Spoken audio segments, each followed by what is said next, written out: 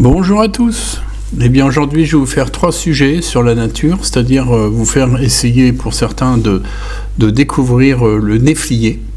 Donc c'est un arbre très ancien qui vient d'Asie mineure, donc à l'époque des Romains. Il a été importé en Europe, donc on peut le voir ici. Voilà un spécimen qui a, je crois, environ 5 ans. Donc il pousse assez vite, hein.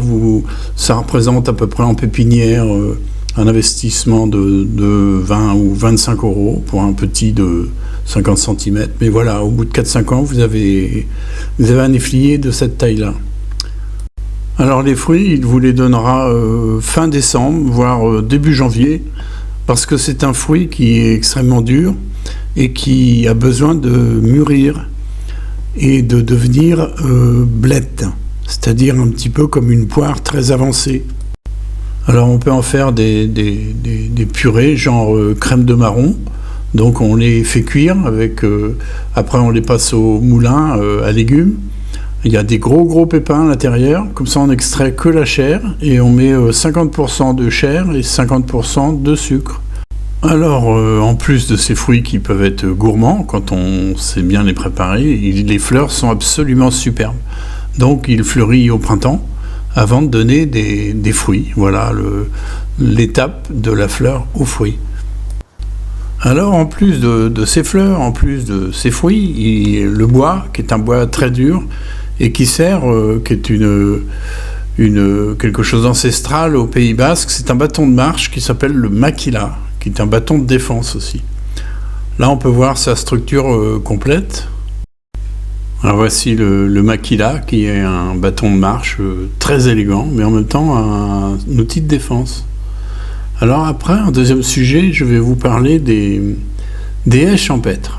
Alors ça, c'est un univers que peu de gens font, c'est-à-dire qu'au lieu de... Quand vous avez à vous protéger d'un voisin, de quelque chose du vent, tout simplement, ça sert à rien de mettre des murs en parpaing, etc. Il faut simplement planter une biodiversité, qu'on appelle la haie champêtre. Alors la haie champêtre, eh bien, on plante des arbres de votre région, des arbustes. Ici, moi j'ai un bâton rouge, c'est un cornouiller. J'en ai un jaune, mais j'ai aussi des chênes, des châtaigniers, des choses comme ça, tout en mélange, voilà. Ici un cornouiller jaune, qu'on voit à feuilles jaunes et qui a des bois jaunes, des bambous, on laisse ces fougères, voilà, on fait un petit nettoyage à l'automne, et voilà, encore un cornouiller en rouge. Alors ça fait des baies pour un jaune ici, pour les grives, etc. Là, on a un autre massif en haie champêtre. Là, en jaune, on a un cornouiller sanguin. À gauche, avec un feuillet persistant, ça c'est très intéressant, c'est une viorne. Donc là, voilà, on peut voir un petit hêtre. Hein. Donc tout ça, c'est des petits... On peut soit les cultiver, soit les acheter en pépinière, ou soit les ramasser en forêt. Des fois, sous un hêtre, vous en avez 200. Hein. Donc tout de même, ils ne survivront pas. Alors là, on a un liquide en barre, donc qui est réputé pour ses feuillages d'automne. On peut voir qu'il y a des veinages sur les feuilles absolument... Là, il n'y a pas le soleil, mais quand il y a le soleil, c'est vraiment... Vous savez, c'est l'arbre du Canada. Donc tous ces arbres, eh bien, c'est un petit nettoyage à l'automne, hein, c'est tout. Après, là, encore un hêtre. Là, on peut voir le cornouiller le cornouiller sanguin. Donc celui-ci, il a un bois rose, il est absolument superbe. Et là, à l'automne, il a un feuillage jaune pâle. Alors tous ces arbres, hein, là, ce sont des arbres pas chers en pépinière, hein, c'est une vingtaine d'euros, hein, dans des pots de 3 litres. Donc là, c'est Abellia grandiflora. Donc tout ce que je vous présente, ce sont vraiment des arbustes absolument rustiques qui vont dans tous les terrains. Et surtout, comme on peut voir, là on est quand même en novembre, hein, et c'est encore des fleurs qui nourrissent les bourdons, pas les abeilles parce qu'ils n'ont pas la langue assez longue. Mais là on peut voir, si on regarde bien, on va voir que là c'est un petit bourdon roux, si j'ai bien vu, eh bien, il a une langue très très longue, ce qui lui permet d'aller au fond de la fleur pour récupérer du nectar. Donc à cette saison-là, c'est une reine, c'est une mère qui va s'enterrer et qui va donner naissance à la prochaine génération en 2025. Donc évidemment, CS champêtre, c'est aussi pour éviter de mettre des clôtures pour empêcher les gibiers de traverser votre terrain. Et c'est pas bien parce que le gibier sait plus par où passer s'il y a du grillage ou des murs d'agglos. Là, évidemment, en Bretagne, on a de très beaux hortensias qui sont fanés depuis longtemps, hein. Mais voilà les couleurs qu'ils nous donnent à l'automne. C'est absolument merveilleux. Donc on peut les sécher, les rentrer. Ils sont secs là déjà. On peut les couper, en faire des bouquets secs. Voilà, donc il y a la fleur de l'été et puis la fleur de l'hiver. Donc là on a un acer. Alors là on a affaire à un acer palmatum. Donc c'est orange druine. Donc il est vraiment superbe toute l'année. Faut un petit peu de patience. Celui-ci a 4-5 ans. Derrière on a un hydrangea. Alors on a affaire à un hydrangea paniculata, absolument superbe. Celui-ci est complètement fané et celui-ci, voilà, des teintes roses comme ça, alors qu'il est fleuri déjà depuis 3 mois. Alors là on a un arbre absolument superbe, malheureusement là il n'est pas en floraison. C'est un arbre à clochette d'argent. Alors là, on peut le voir, à l'automne, il part de feuillage vert pour aller sur un jaune. Là, il commence à jaunir. Il est pyramidal, on peut le voir. Voici ses fleurs. Évidemment, là, j'ai triché un petit peu. Mais voilà les clochettes au printemps qu'il peut avoir. Donc, il n'a pas fleuri l'année dernière, celui-ci, mais il a fleuri l'année d'avant. Et alors, c'est rempli de milliers de petites clochettes comme ça, sous les branches. C'est un arbre absolument très beau. Alors les amateurs vont le reconnaître, c'est l'oranger du Mexique.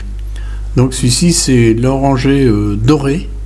Donc on peut voir qu'en dessous il a des feuilles vert foncé et les jeunes pousses, et voilà sa floraison, les jeunes pousses sont vert clair.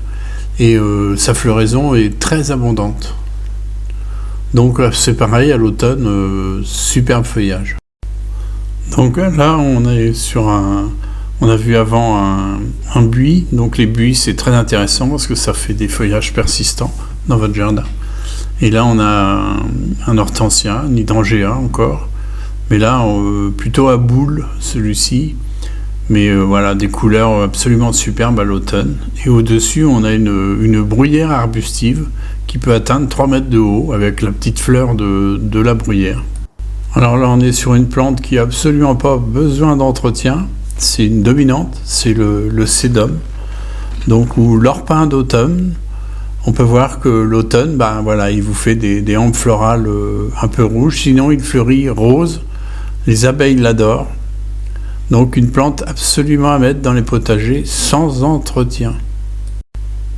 Voilà, donc on continue la visite avec un petit arbre que là je me rappelle plus, mais qui fait un petit peu des branches courbées, qui est assez élégant quand il a 5-6 ans. Alors après, il y a l'incontournable, le forsythia à fleurs jaunes. Regardez aussi un petit peu l'automne.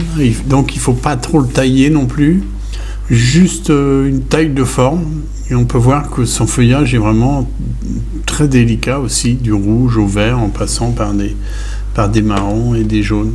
Donc c'est un fuchsia tout simplement, hein, avec entretenu avec juste une taille d'entretien, et je le laisse aller où il veut aller, vers la lumière, et du coup il sera très abondant en fleurs.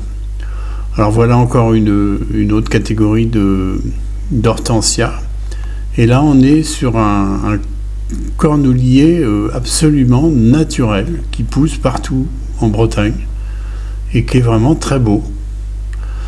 Il a 4 ans, il est venu tout seul.